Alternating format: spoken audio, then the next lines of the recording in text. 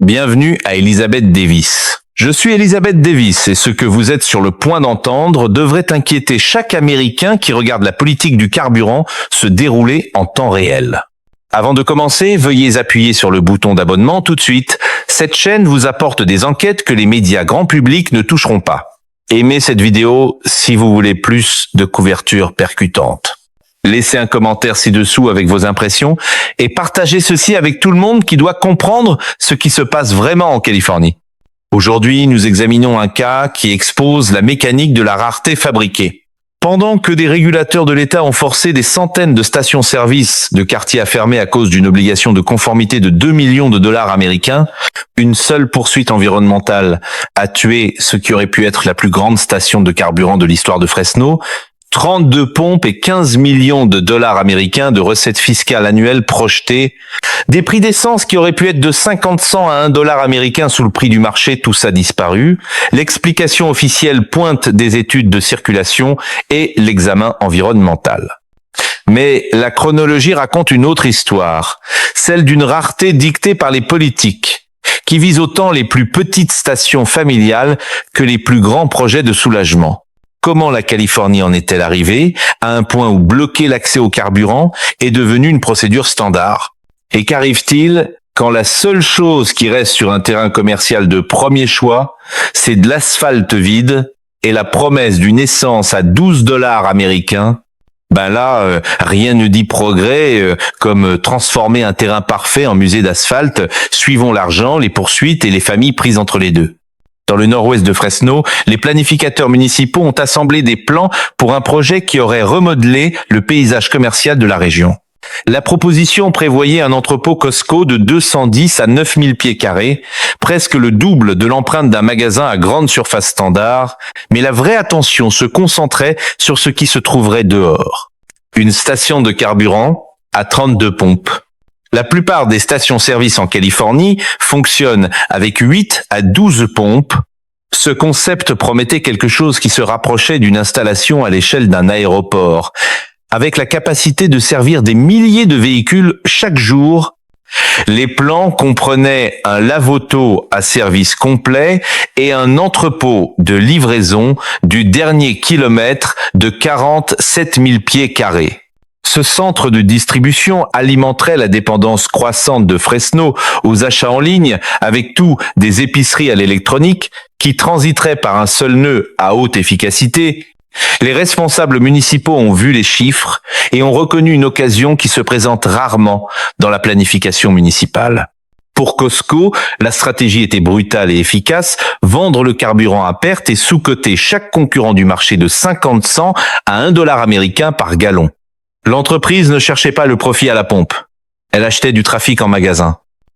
Les familles viendraient pour l'essence moins chère et repartiraient avec des chariots remplis de produits en gros, d'électronique et d'articles ménagers. Pour les résidents, le calcul était simple et immédiat. Chaque plein pouvait rendre de 10 à 20 dollars américains à un budget familial, de l'argent qui ne disparaîtrait pas dans un réservoir, mais qui circulerait de nouveau dans l'économie locale, épicerie, fournitures scolaires, essentielles que les familles de la classe moyenne étiraient déjà pour faire tenir les paix. À une époque où les coûts du carburant en Californie grimpaient plus vite que les salaires, cette différence comptait. Les analystes du budget municipal ont fait des projections et sont revenus avec des chiffres qui ont accroché l'attention de tout le monde.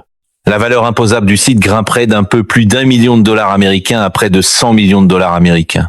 Ce saut se traduisait directement en revenus de taxes foncières, des revenus qui vont aux écoles, à l'entretien des routes, aux services d'urgence et aux infrastructures que des villes comme Fresno ont du mal à financer année après année. Les responsables locaux ont présenté l'onde de choc économique plus large, une phase de construction projetée pour injecter 150 millions de dollars américains dans l'économie régionale, des centaines d'emplois syndiqués pendant la construction, puis une main-d'œuvre permanente pour faire fonctionner l'entrepôt, gérer la station de carburant et opérer le centre de livraison. Des documents municipaux plaçaient le bénéfice économique annuel total au-dessus de 55 millions de dollars américains. Une manne qui n'arrive pas souvent dans une ville californienne de taille moyenne. Pour les familles travailleuses de Fresno, l'avantage n'était pas théorique. Avec des prix de carburant qui sous-vendaient régulièrement les concurrents voisins, un ménage pouvait mettre de côté de 500 à 1000 dollars américains par année en économie. Ce n'est pas un petit montant quand on gère le loyer, les services publics et l'épicerie avec un revenu fixe. Aux yeux de la direction de la ville, le projet représentait un alignement rare. Croissance économique, création d'emplois, soulagement direct des coûts pour les résidents, le tout ancré par une entreprise avec 40 ans d'histoire dans la région. Costco n'était pas un investisseur spéculatif, c'était une présence établie avec un bilan. L'ampleur était énorme, les bénéfices semblaient s'étendre à chaque coin de la communauté. Pour une ville qui avait vu des occasions économiques partir ailleurs, ça ressemblait à une victoire qui cochait toutes les cases. Recettes fiscales, emploi, abordabilité, investissement en infrastructure. Les membres du conseil municipal se préparaient à aller de l'avant. Les votes étaient alignés. Les approbations étaient prêtes. Et puis, la poursuite est arrivée. Dans les semaines suivant l'approbation finale du conseil municipal de Fresno, tout s'est arrêté.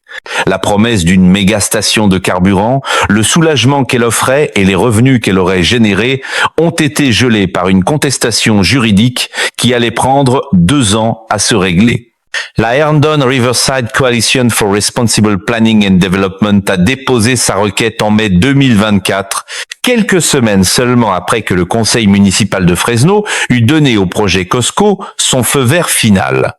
La poursuite de la coalition visait le processus d'examen environnemental de la ville, alléguant de multiples manquements à la conformité avec la loi de l'État.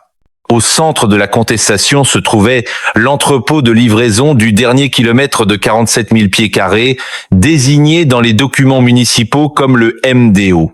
Les avocats de la coalition ont soutenu que cette installation de distribution n'était pas un usage permis selon le zonage commercial de détail du site.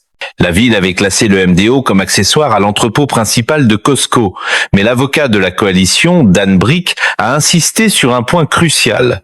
La ville n'avait fourni aucune preuve que le centre de distribution était subordonné à l'activité de vente au détail ou qu'il y était réellement intégré. Les dossiers judiciaires décrivaient ce qui semblait être une installation industrielle autonome. Cela soulevait de sérieuses questions de zonage et donnait à la coalition un angle juridique clair. Mais l'examen environnemental lui-même est devenu l'arme la plus tranchante. Le rapport d'impact environnemental de la ville s'appuyait fortement sur un plan d'action climatique de 2020 et un pour justifier ses conclusions. Il y avait un problème majeur. Ce plan d'action climatique avait déjà été invalidé par une décision d'un autre tribunal l'été précédent. Quand Fresno a déclaré que les émissions de gaz à effet de serre du projet étaient moins que significatives, elle l'a fait sur la base d'un plan qui n'avait plus de poids juridique. Le juge Jonathan Skiles a examiné le dossier et n'a trouvé aucune base factuelle pour soutenir les conclusions climatiques de la ville. Dans sa décision écrite de 13 pages, le juge a déclaré clairement que le rapport d'impact environnemental s'était appuyé de façon inappropriée sur un plan annulé et n'avait pas fourni l'analyse exigée par la loi environnementale de l'État. Coup donc, quand ton plan climat se fait casser par un juge, peut être que ce n'est pas l'idée du siècle de bâtir ta prochaine approbation dessus, juste dire. Le tribunal a aussi relevé des préoccupations non réglées concernant la circulation et le drainage des eaux pluviales, mais ces enjeux étaient secondaires. Les coûts décisifs concernaient la classification de zonage et l'évaluation des gaz à effet de serre. Les 2 éléments centraux du processus d'approbation de la ville ont été jugés juridiquement déficients. Après 2 ans de litige, de requêtes et d'audiences, le verdict est tombé le 10 à 7 juillet 2025. Le juge Skiles a émis un bref de mandat, un ordre judiciaire, avec toute la force de la loi. Il annulait chaque approbation accordée par la ville. Il stoppait toute action supplémentaire sur le projet jusqu'à ce que Fresno complète un examen environnemental révisé et conforme à la loi. En pratique, tout le développement Costco était immobilisé. La ville pouvait porter la décision en appel ou recommencer le processus environnemental depuis le début, mais le temps était désormais l'ennemi. Le bail de Costco à son emplacement actuel sur West Shore Avenue devait expirer en septembre 2025. Sans garantie qu'un examen environnemental révisé puisse être complété, approuvé et survivre à une autre contestation judiciaire, le risque est devenu existentiel. Fresno faisait face à la possibilité très réelle de perdre un locataire pivot depuis 40 ans, ainsi que les emplois, l'assiette fiscale et les économies des consommateurs qui venaient avec. Les dirigeants de la coalition ont défendu leur position. Dan Brick a dit aux journalistes que leur objectif n'était pas d'entraver le développement, mais d'assurer la conformité à la loi. Il a déclaré qu'il voulait simplement que la ville respecte la loi, en soulignant le besoin de conclusions crédibles en matière d'utilisation du sol et d'une évaluation climatique digne de confiance. L'équipe juridique de Costco a refusé de commenter publiquement pendant que les responsables municipaux se dépêchaient d'évaluer leurs options. Mais le libellé du bref laissait peu de marge de manœuvre tant que l'examen environnemental ne répondait pas à la norme légale et ne résistait pas à l'examen judiciaire. La promesse d'un méga Costco et tout le soulagement qu'il représentait s'est retrouvé réduite à une pile de documents juridiques et un terrain commercial vacant. Tragiquement, la seule chose qui a vraiment été accélérée, c'est la paperasse. Pendant que les batailles judiciaires se déroulaient à Fresno, une crise plus discrète se propageait à travers la Californie. Loin des manchettes sur les développements d'entrepôts et les études de circulation, dans de petites villes allant de la Central Valley jusqu'à la côte, des centaines de stations-service familiales faisaient face à une échéance réglementaire que peu pouvaient se permettre de respecter.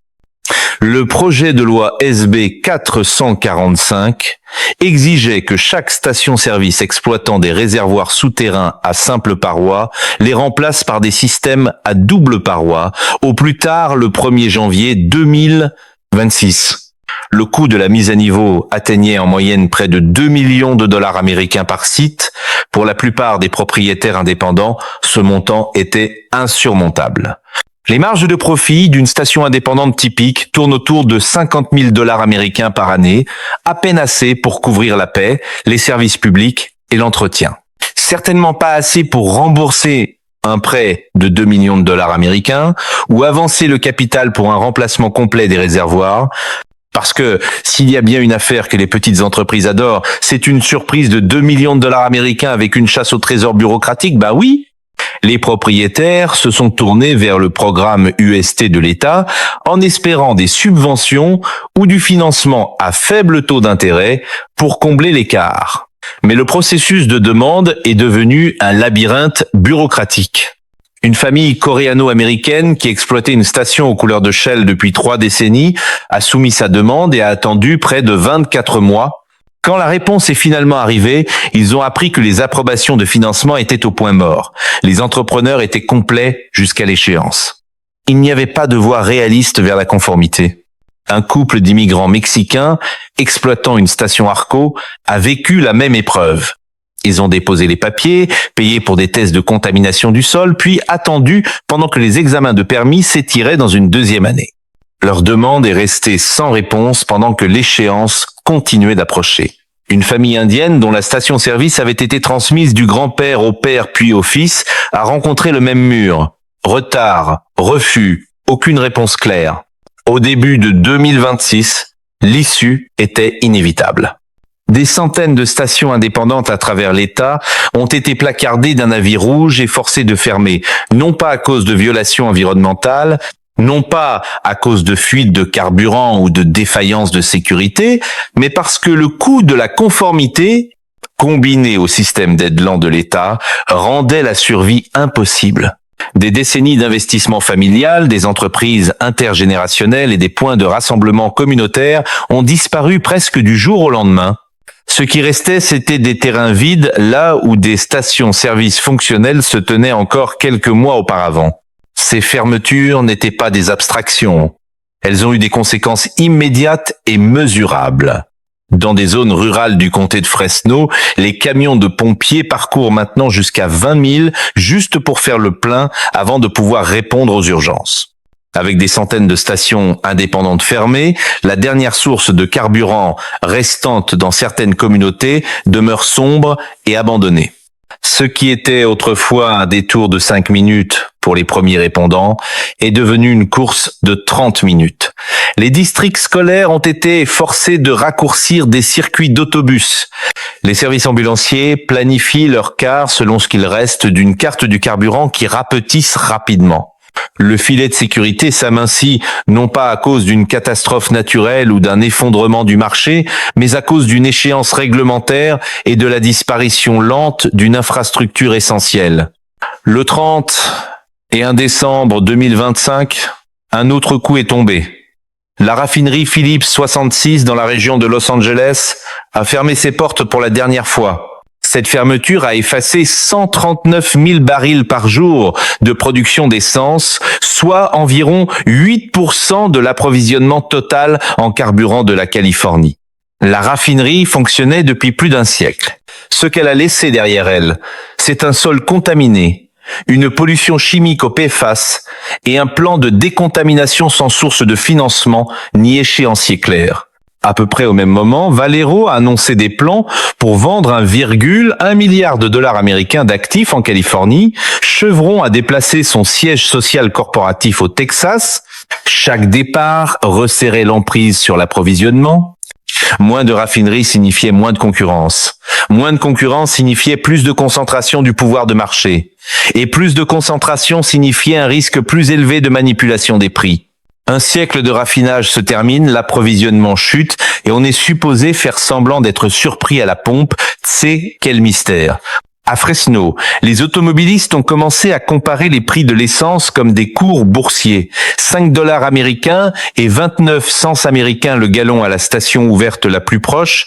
4 dollars américains et 39 cents américains le gallon s'ils sont prêts à aller jusqu'à Clovis.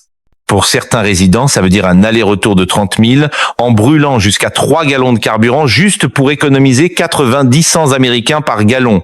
L'ironie est tranchante et impossible à ignorer. Des obligations environnementales conçues pour réduire les émissions forcent maintenant des milliers de conducteurs à aller plus loin, brûler plus d'essence et générer davantage de pollution locale. Une politique verte, mais version roule plus longtemps et croise tes doigts, très logique. Des analystes avertissent depuis des mois, chaque fermeture de station, chaque départ de raffinerie, chaque baisse de capacité rapproche le système d'un point de rupture. Avec un approvisionnement qui diminue et aucune nouvelle capacité de raffinage permise ou en construction, des prédictions de prix qui semblaient autrefois alarmistes sont maintenant discutées sérieusement. 8 dollars américains le gallon, 10 dollars américains, 12 dollars américains. Rien de tout ça ne semble tiré par les cheveux, désormais. Pour les familles travailleuses, pour les premiers répondants, pour quiconque dépend d'un carburant abordable pour fonctionner, le système lui-même se dirige vers le bord de l'effondrement. La Californie occupe maintenant un espace étrange et dangereux. Un État où l'infrastructure nécessaire pour alimenter la vie quotidienne disparaît plus vite que les solutions politiques peuvent être conçues, approuvées ou mises en œuvre. Et ce n'est pas seulement une politique ou une poursuite. C'est l'effet cumulatif de litiges environnementaux, d'obligations de mise à niveau, de fermeture de raffineries et de retards bureaucratiques, qui convergent tous en même temps. Le projet Costco à Fresno n'était pas une exception, c'était un symptôme.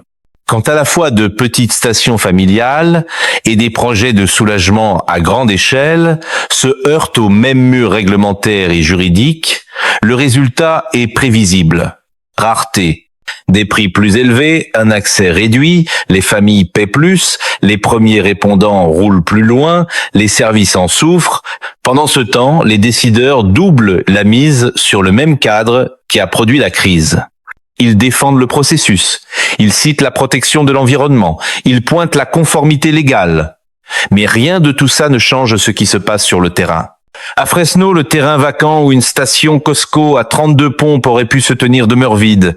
Les 15 millions de dollars américains de recettes fiscales annuelles projetées ne se sont jamais matérialisés. Les milliers de familles qui auraient pu économiser de 10 à 20 dollars américains par plein continuent de payer des prix élevés aux rares stations restantes. Les emplois de construction, la main-d'œuvre permanente, le centre de distribution de 47 000 pieds carrés, tout ça reste dans un classeur juridique.